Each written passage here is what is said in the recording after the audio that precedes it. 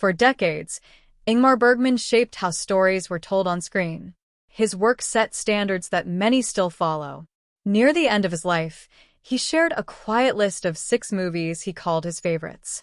The list seemed simple. No speech. No ceremony. Just 6 titles, written down and left behind. But when the list became public, parts of it did not fit what people expected. Some choices stood apart from his usual style. Others seemed to conflict with things he had said for years. The timing of the list, the way it was recorded, and who first revealed it raised small but steady questions. Nothing about the list appears dramatic. Yet, when placed beside Bergman's past interviews, private notes, and long-held views, the story stops lining up. Small gaps begin to show. What led him to select these films, and why do these final choices leave behind more questions than answers? For decades, Ingmar Bergman shaped how stories were told on screen. His films became known for their quiet pace, careful structure, and close attention to human behavior. Each scene followed clear rules. Each moment felt measured. Over time, this style became closely linked to his name. Critics and audiences learned to expect a certain control from his work. They also learned to expect the same control from his public words. In interviews, Bergman spoke with precision. He avoided long explanations. His answers were short and direct. Once he formed an opinion, he rarely changed it. This consistency helped build his reputation as a disciplined thinker and a careful observer. Across decades, his views on cinema showed little shift. Patterns in his taste remained stable. His praise often went to films with slow movement, quiet tension, and strong focus on inner conflict. This steady approach shaped how others understood both his work and his judgment. As he entered the final years of his life, his public presence slowly faded. Appearances became rare. Invitations were declined. Contact with the film industry decreased. Health concerns limited his movement, and daily life became more restricted. Much of his time was spent in isolation, away from crowds and media attention. His world narrowed, but certain routines remained firm. Watching films continued to be part of his daily schedule. Close contacts later described evenings centered on screenings. Some films were familiar works he had seen many times. Others were selected modern releases that reached him through limited channels. His viewing habits followed a steady rhythm. There was no rush. No attempt to keep pace with current trends.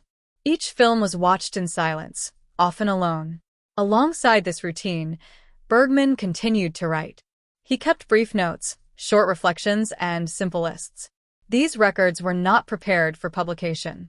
They were private markers of thought, captured without explanation. Over time, these papers grew into a quiet archive of his final years. They contained fragments of observation rather than full statements.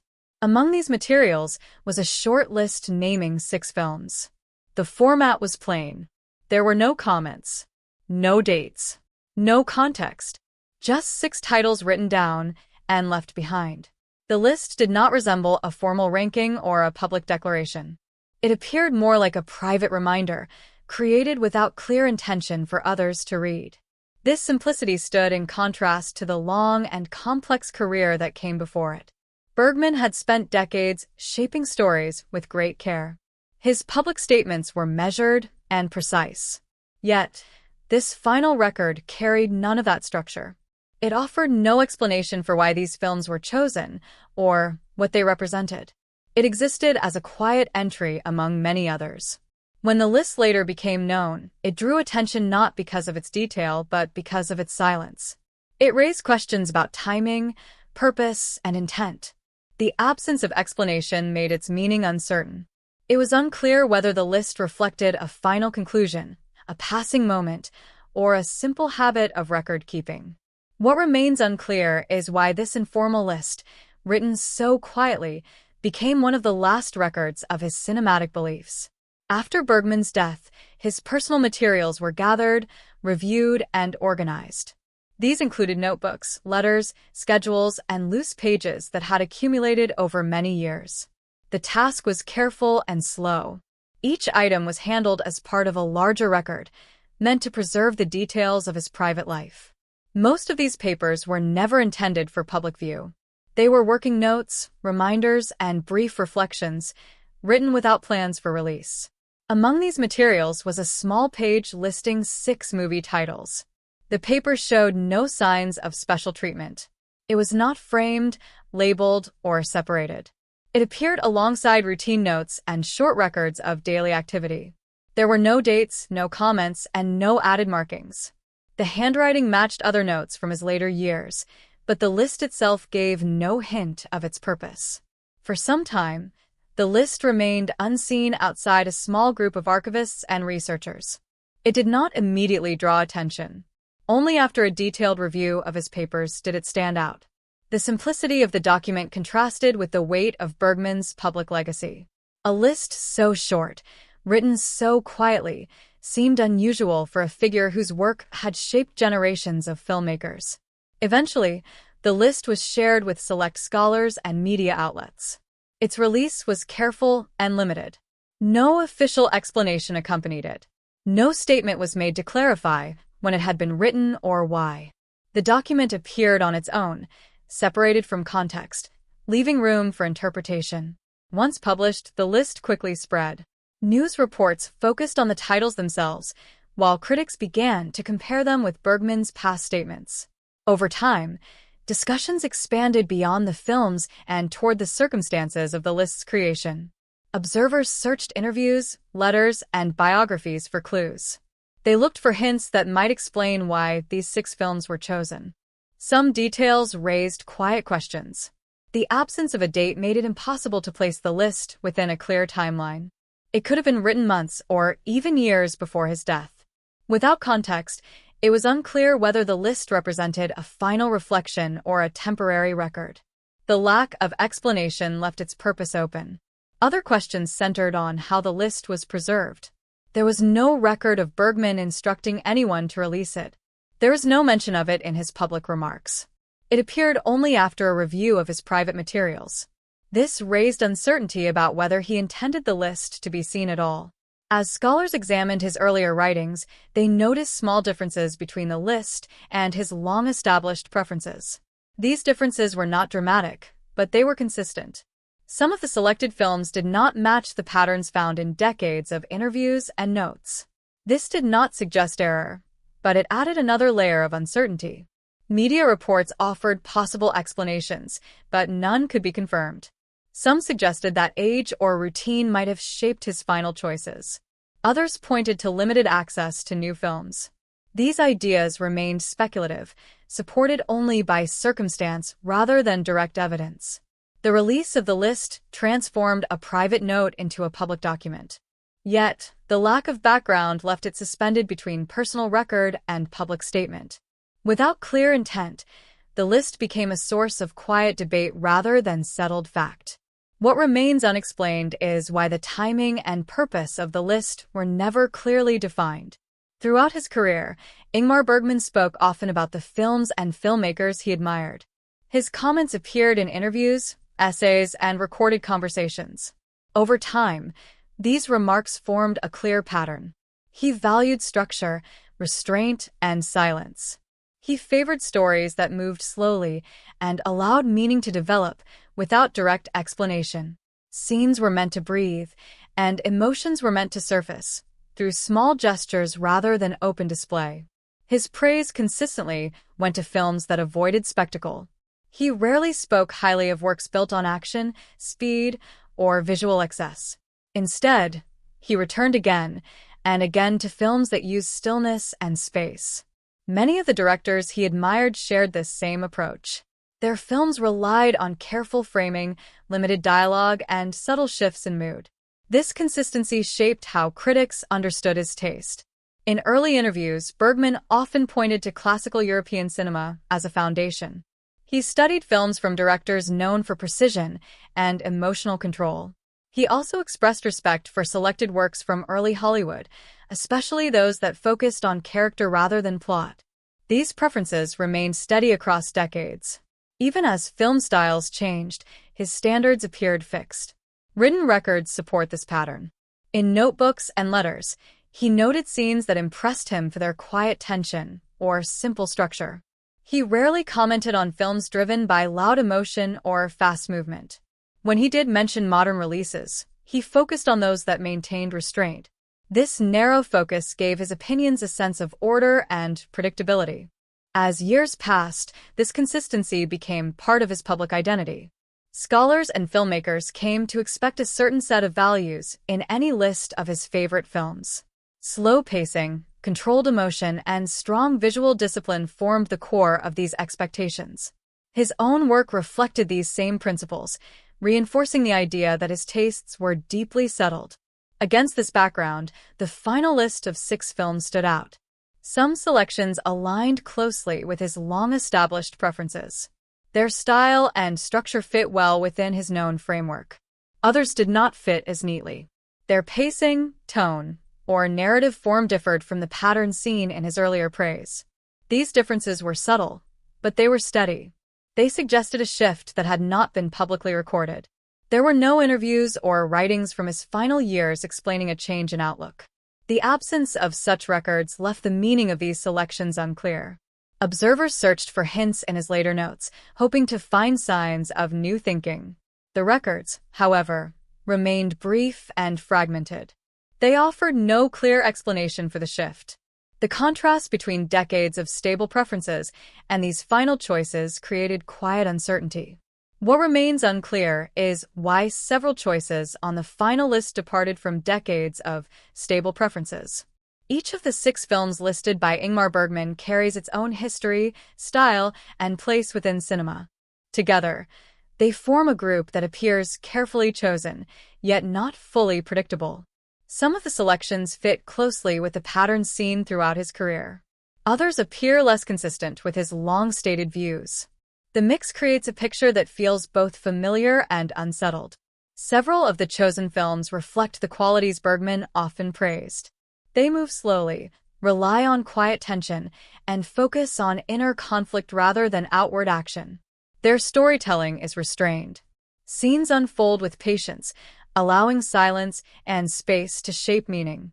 These elements match the standards he defended for decades. Their presence on the list seems expected, almost inevitable. Other titles stand apart. Their pacing is faster, their emotional tone more direct, or their structure less rigid. While still respected works, they do not align as closely with the principles Bergman had long emphasized. In earlier interviews, he rarely singled out films with these traits. This contrast raises questions about why these selections appeared at the end of his life.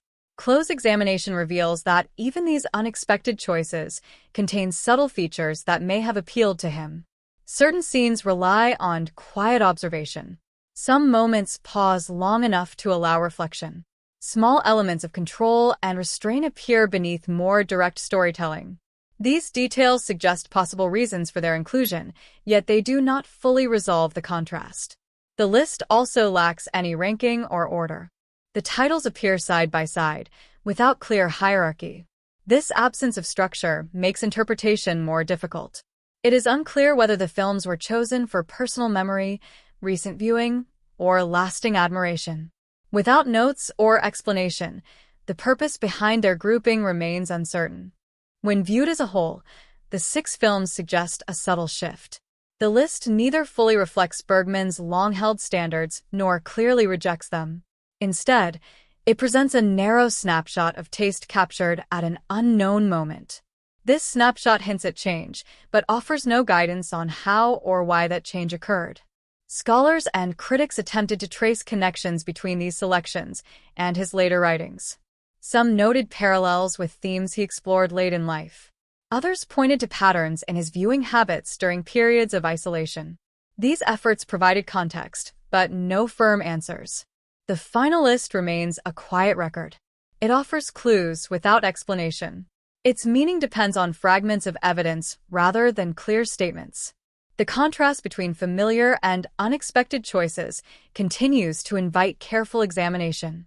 What remains unresolved is what caused this shift so late in his life. During his final years, Ingmar Bergman lived a life marked by routine and isolation. His days followed a steady pattern, shaped by declining health and limited movement. Social contact became rare. Public appearances almost disappeared. Much of his time was spent indoors, in quiet surroundings, with few interruptions. This narrow setting influenced how he passed his hours and how he engaged with the world around him. His daily schedule centered on simple activities. Writing, reading, and watching films filled most of his time. Physical activity was limited, and long periods were spent seated. Meals followed fixed hours. Evenings often ended with film screenings. These viewings became a central part of his routine, offering structure to otherwise quiet days. The films available to him during this period were drawn from private collections and selected deliveries. Access to new releases depended on availability rather than choice. This limited range meant that some films were watched repeatedly. Familiar works returned again and again, while certain modern titles entered the cycle based on convenience rather than careful selection. Letters and short notes from this time describe long stretches of stillness. Days passed with little variation. In this setting, repeated exposure to the same films could deepen attachment. Scenes seen many times gained new weight through familiarity. Over time, preference could shift, shaped less by broad comparison and more by repeated experience. This environment also influenced how records were kept. Notes became shorter. Lists replaced detailed writing. Thoughts were captured in brief form, without explanation. The six-film list fits within this pattern. Its simple format reflects a period when long reflection had given way to short record-keeping. The narrow rhythm of daily life may have shaped the choices recorded. Films that happened to be present, accessible, and frequently viewed could take on greater importance. Their presence in memory may have been strengthened by routine rather than deliberate judgment. Observers later questioned whether the list reflected lasting belief or momentary habit. Without clear timing, it was impossible to know whether the selections represented a final conclusion or a passing preference. The quiet nature of the record made this distinction difficult to trace. Medical records from this period remain limited, but accounts from close contacts describe increasing fatigue and reduced focus. These conditions could further narrow attention, favoring familiarity over exploration. In such circumstances, taste may become guided by comfort and habit rather than broad evaluation. The list stands as a product of this setting. It emerged from a period defined by repetition, restriction, and quiet observation. Yet, the lack of explanation leaves its meaning suspended. What remains uncertain is whether the list reflects lasting judgment or temporary influence. When the list of 6 films was made public, the response was measured but immediate. Film historians, critics, and directors examined the titles closely. Many treated the list as a final window into Bergman's thinking. Others approached it with caution, aware of the limited context surrounding its creation. The absence of explanation shaped every discussion that followed. Early reports focused on the films themselves. Articles summarized their histories, styles, and cultural impact. Writers compared them with Bergman's own work, looking for connections. Some links appeared clear, while others seemed forced. The lack of supporting notes meant that interpretation depended heavily on assumption rather than evidence. As discussion spread, attention shifted toward the list's background. Scholars searched through interviews and letters, hoping to find mention of such a record. None appeared. Biographical sources offered no clear reference to a final ranking or reflection. The list stood alone, disconnected from documented statements. This gap fueled quiet debate. Some argued that the list should be accepted as a direct record of Bergman's final views. Others suggested caution, noting that private notes often capture temporary thoughts rather than settled beliefs. Without a date or explanation, both interpretations remained possible. Media outlets presented the list as a closing statement on Bergman's career. Headlines framed it as a final message, though no evidence confirmed such intent. Over time, repetition of this framing gave the list symbolic weight. It became part of public memory, despite the uncertainty surrounding its purpose. Academic discussions remained restrained.